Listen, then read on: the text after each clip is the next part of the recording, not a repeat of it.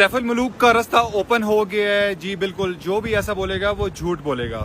मैं खुद अभी झील रोड से होकर वापस आया हूँ। जैसा कि आप देख रहे हैं, पहले ग्लेशियर तक सिर्फ जीपें जा रही हैं, यहाँ पे जाके लोगों को ड्रॉप कर रही हैं और उससे आगे आपको घोड़े लेके जा रहे हैं सैफुल मुलूक झील तक। झील अभी तक बिल्कुल जमी हुई है, झील बिल्कुल टस से मस भी नहीं हुई क्योंकि सर्दी काफ़ी ज़्यादा है, डेली बर्फबारी हो रही है अल्हम्दुलिल्लाह। लेकिन आज धूप है, कल भी धूप थी। शुक्र है कि वेदर थोड़ा सा खुल गया है ताकि रोड जल्दी से जल्दी क्लियर हो, पॉइंट्स खुल जाएं।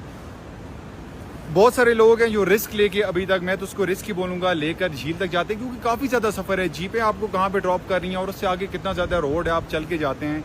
फैमिली तो डेफिनेटली जा ही नहीं सकती क्योंकि घोड़ों पे जाना रिस्की है। आगे मशीनें ऑलरेडी काम कर रही हैं ग्लेशियर के अंदर, तो बहुत ज़्यादा सफ़र है। लोग बहुत कम जा रहे हैं, बहुत सारे लोग मायूस होकर वापस भी गए हैं इस वीकेंड पे क्योंकि आए हैं तो नारान ही जस्ट ओपन था, पॉइंट सारे बंद थे। लेकिन इंशाल्लाह कमिंग वीकेंड तक सैफुल मुलूक का रास्ता तो बिल्कुल क्लियर हो जाएगा। जीपें आपको प्रॉपर झील पे लेके जाएंगी और झील प्रॉपर जमी हुई होगी तब भी, क्योंकि एक हफ्ते में तो बिल्कुल भी फ़र्क नहीं पड़ना है झील पे क्योंकि ऑलरेडी उसकी काफ़ी हाइट है और बर्फबारी काफ़ी ज़्यादा हुई है।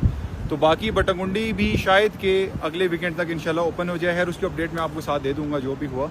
लेकिन आप लोग अगर कमिंग वीकेंड पे आते हैं तो आपको एक आध पॉइंट तो लाजमी डेफिनेटली ओपन मिल जाएगा। तो कमिंग वीकेंड तक अपना टूर प्लान करें और आके इन चीज़ों को एंजॉय करें क्योंकि बर्फ़ें कम है और जल्दी साथ मेल्ट हो जाएंगी।